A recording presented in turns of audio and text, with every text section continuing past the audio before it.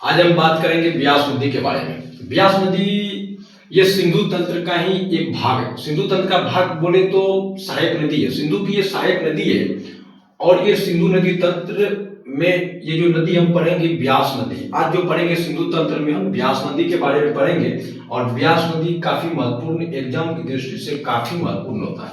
तो हम टॉपिक यहाँ पे ऐड करेंगे। यहाँ पे आप लोग हेडिंग दीजिए व्यास नदी, व्यास नदी, व्यास नदी।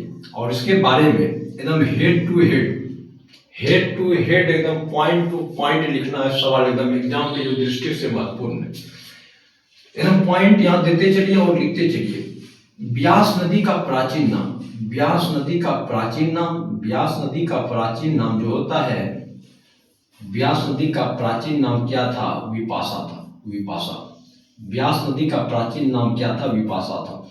और एक नाम था जो कि चर्चा में रहता है, औरजी के नाम से जाना जाता है। औरजी के नाम से जाना जाता है। अगला ब्यास नदी के बारे में पॉइंट ऐड कीजिए कि यह नदी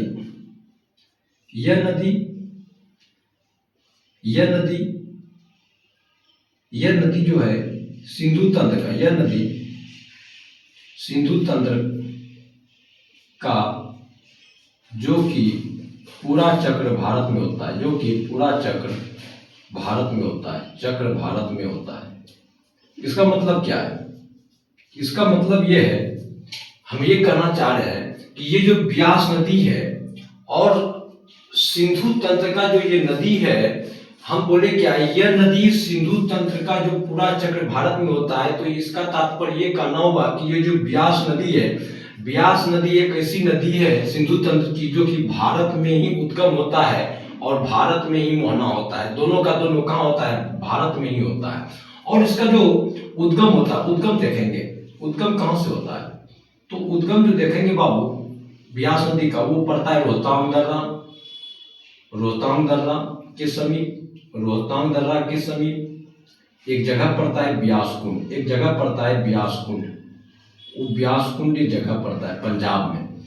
ये क्या है कि हिमाचल प्रदेश में इसका उद्गम, ब्यास नदी का जो उद्गम होता है रोहतांग दर्रे के समीप ब्यास कुंड पड़ता है। अब ब्यास कुंड जो स्थित है वो हिमाचल प्रदेश में कुल्लू जिला पड़ता है, जो कि हिमाचल प्रदेश में ये स्थित है ब्यास कुंड।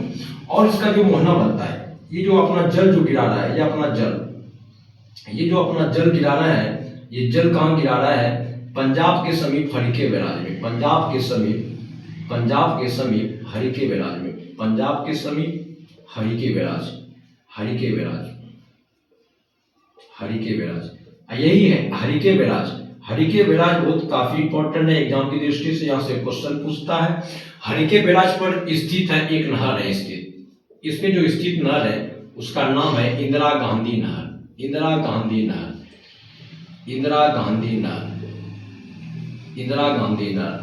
और भारत के प्रथम प्राइम मिनिस्टर महिला में इंदिरा गांधी थे। और इंदिरा गांधी नहर से जितना भी क्वेश्चन बन रहा है वो क्वेश्चन को देखना है। इंदिरा गांधी नहर से ये क्वेश्चन बन रहा है कि ये भारत की सबसे लंबी नहर है। भारत की सबसे लंबी नहर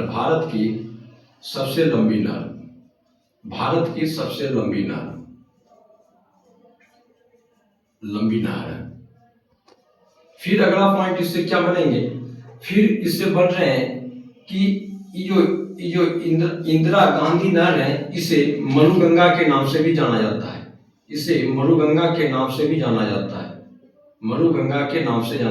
जाना जाता है। फिर अगला पॉइंट इससे क्या बनेंगे बाबू? फिर इससे अगला पॉइंट बनेंगे कि इंदिरा गांधी नहर का वस्तुकार कौन था? वस्तुकार कौन था? एनजी कमर्सन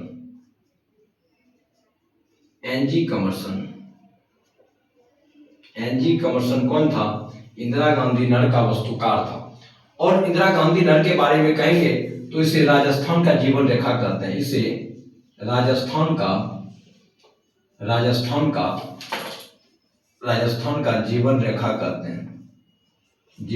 कहते हैं। राजस्थान का जीवन रेखा कहते हैं। और व्यास नदी की लंबाई जो ये जो बहती है, ये बहती है 470 किलोमीटर, 470 किलोमीटर ये बहती है। और ब्यास नदी के बारे में इतना पॉइंट हमने देख लिया।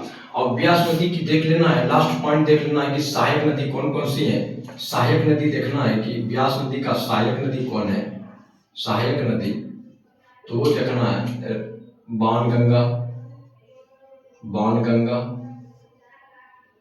लूनी, पार्वती इत्यादि। और यह इंदिरा गांधी नहर जो है यह सिंचाई के लिए काफी महत्वपूर्ण है, ये सिंचाई के लिए काफी महत्वपूर्ण क्षेत्र है, सिंचाई की दृष्टि से महत्वपूर्ण है, सिंचाई की दृष्टि से, सिंचाई की दृष्टि से महत्वपूर्ण है, दृष्टि से महत्वपूर्ण है, महत्वपूर्ण है। और यह राजस्थान में स्थित है, यह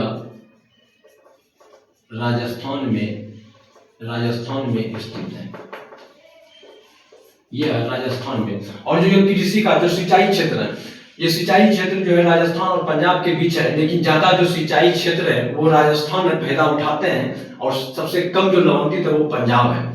ठीक है, अब ये आपका ये पूरे टॉपिक ब्यास नदी के बारे में आपको सब चीज बता चुके हैं। ये सिंधु तंत्र का एक पार्ट 4 था जो कि ब्यास नदी। अगला जो नेक्स्ट टॉपिक आएंगे वो आएंगे सतलज नदी, उसके बाद सिंधु तंत्र खत्म, गंगा तंत्र चालू किया जाएगा चैप्टर। ठीक है, प्लीज सपोर्ट करें आप लोग, अच्छा लगे तो लाइक करें। थैंक यू, धन्यवाद।